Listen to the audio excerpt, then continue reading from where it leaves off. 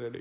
आज IO QM का exam हुआ। 10th क्लास के मैथ्स के ओलंपियाड का एग्जामिनेशन हुआ। अभी एक टीचर का फोन आया कहीं हैदराबाद से कि सर एक मैथ्स का सवाल है, आप उसे ट्राई करेंगे क्या।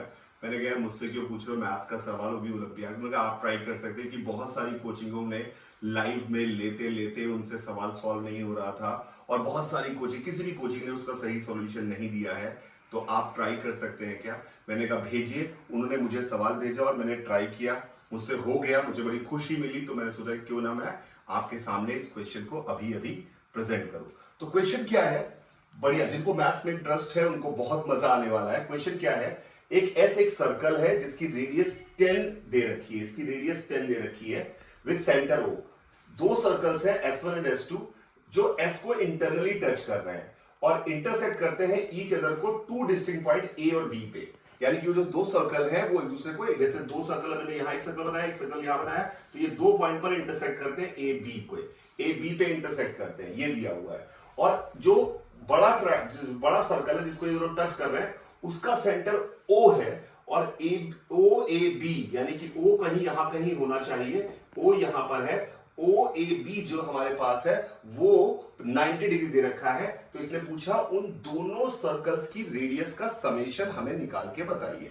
तो मैं हमेशा सवालों को सुंदर डायग्राम से समझने की कोशिश करता हूं ताकि सवाल बहुत अच्छे से दिखाई दे, क्योंकि कॉम्प्लिकेटेड जब आप डायग्राम बनाते हैं समझ में नहीं आता, तो फंडामेंटल्स पे काम करना चाहिए। आई होप क्वेश्चन आपको समझ में आ गया होगा। मैंने क्या किया, मैंने पहले एक ए बी लाइन खींची सीधे, मैंने ए और ये बी लाइन खींची, क्योंकि हमें पता है ये दो इंटरसेक्शन पॉइंट, ये दो इंटरसेक्शन पॉइंट्स है।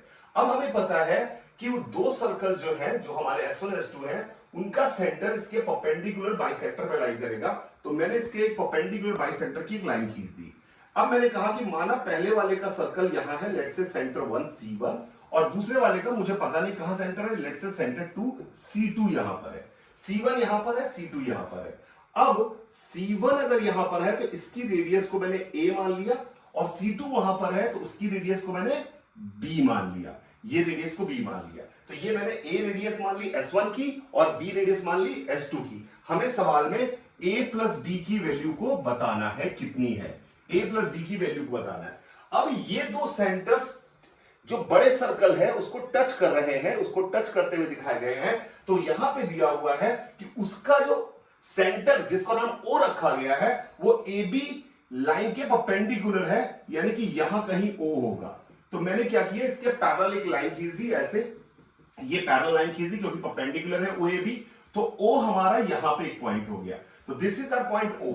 अब अगर O का जो सर्कल है और C1 का सर्कल है, अगर वो इंटरनली टच कर रहे हैं तो O से C1 के बीच की जो डिस्टेंस होगी, O से C1 के बीच की डिस्टेंस जो होगी उसको हम यहां पे कह सकते हैं कि O से C1 के बीच की डिस्टेंस, ये वाली डिस्टेंस, अगर मैं इसको कलर बदल के बनाऊं यहां पर, तो ये जो डिस्टेंस होगी ये वाली, ये डिस्टेंस डेफिनेटली दोनों की रेडियस का अंतर होगा, क्योंकि दोनों सर्कल इंटरनली टच कर रहे हैं। तो दोनों सेंटर्स के बीच की दूरी, सर्कल्स की रेडियस का अंतर होगा। ये बात हमें समझ में आ रही है, ये बात दिख रही है, सर्कल की रेडियस का अंतर होगा इंटरनली अगर टच कर रहे हैं। तो ये डिस्टेंस 10 माइनस ए हो गई, ये डिस्टेंस 10 माइनस ए हो गई यहां से O से C1 की, और O से C2 की डिस्टेंस जो हो गई वो हमारे पास डिस्टेंस हो गई 10 माइनस बी।